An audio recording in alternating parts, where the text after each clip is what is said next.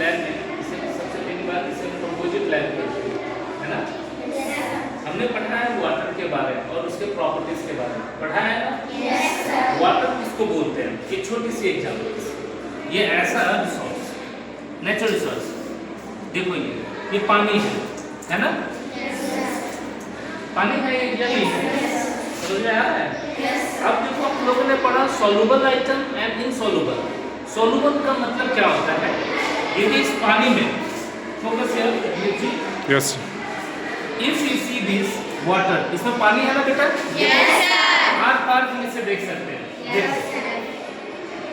देख सकते हैं ना बेटा? यस। बट इसमें जब हम, अब ये नमक तो जब हम पानी में मिलाएंगे और इसे हम जब डिसॉल्व करेंगे, इसे हम क्या कर रहे हैं? डिसॉल्व। डिसॉल्व का मतलब होता है कंप्लीटली कुछ देर के बाद ये नमक जो है पानी में घुल जाएगा।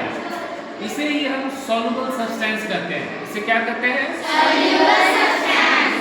समझ रही हो? Yes sir. सॉल्युबल। क्या अब वो नमक इसमें देखो क्या दिखाई दे रहा है? No sir. थोड़ा कैमरा यहाँ कीजिएगा और देखिए। तो इस तरह के जो लिक्विड्स होते हैं इसे, और जो हमने सब्सटेंस इसमें मिलाया वो कंप्लीटली डिसॉल्व हो गया और इस प्रोसेस को ही हम सॉल्युबल सब्सटेंस कहते हैं। पानी का अपना कोई कलर, अपना कोई शेप, अपनी कोई स्मेल नहीं, बट पानी जब इस नमक में मिला तो अभी इसका स्वाद भी कैसा होगा? नमकीन। और यदि मैं इसमें चीनी मिलाता तो मीठा।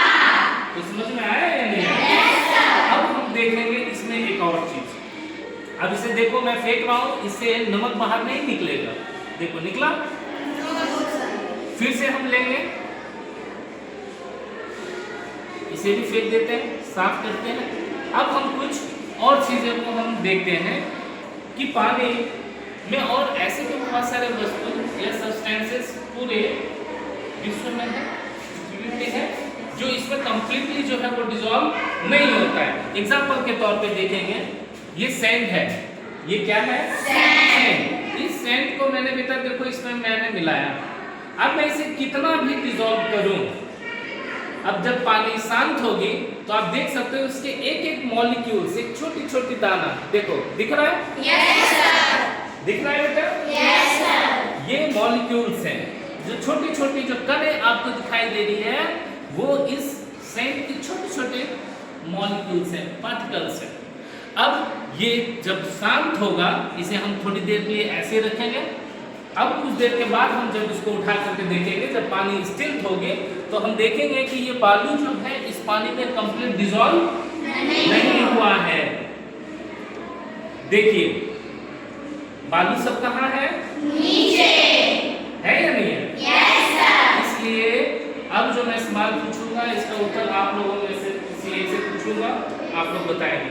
छोटी तुम बताओ, ये तो इसमें डिसॉल्व नहीं हुआ, ऐसे सब्सटेंस को हम क्या कहते हैं? क्लैप कीजिए इसके लिए। Insoluble substance. समझ में आया? तो ऐसी बहुत सारी चीजें हैं, सब्सटेंसेस हैं। मैंने आप लोगों को बोला भी था कि आप लोग इस चीज को स्टडी कीजिए, देखिए, चीजों को समझिए। सिर्फ किताबी कीड़ा बनने से फायदा नहीं है। एक और एग्जाम्पल हम लोग करते हैं, इसे हम लोग यहीं फेंकते हैं। अब एक और चीज देखो, ये ऑयल है जो जनरली जो हम लोग घर में खाते हैं, है ना, इसको हम लोग सब्जी में यूज करते हैं। अब देखो यहाँ पे इस पानी में जब हम इस ऑयल को मिलाएंगे तो देखना बेटा ये कंप्लीटली डिसॉल्व होगा या नहीं होगा? आप लोग बताओ। नहीं होगा। देखो इसकी हर एक पार्टिकल्स देखो यहाँ पे, वो देखो सभी चिपक जाएंगे। अभी देखो बूंद बूंद हो गया है इसमें, है ना। इसे मैं जितना भी मिला दूं, ये चीज़ें अभी भी देखो वहाँ देखने को आपको मिलेगा। तो ये सारी के सारी जो चीज़ें होते हैं जो पानी में कंप्लीटली नहीं मिल सकता, ऐसे सब्सटेंस को हम इनसॉल्युबल सब्सटेंस कहते हैं। और ऐसे सब्सटेंस जिसमें चीनी, नमक इत्यादि और भी जो पानी में डालने पे कंप्लीटली सॉल्व हो जाता है, इस आराम से मिल जाता है, इजीली सॉल्युबल होता है। समझ में आया? yes, तो आपने जो साइंस में आपने जो पढ़ा क्या प्रैक्टिकल अब आप समझे अच्छी तरह से?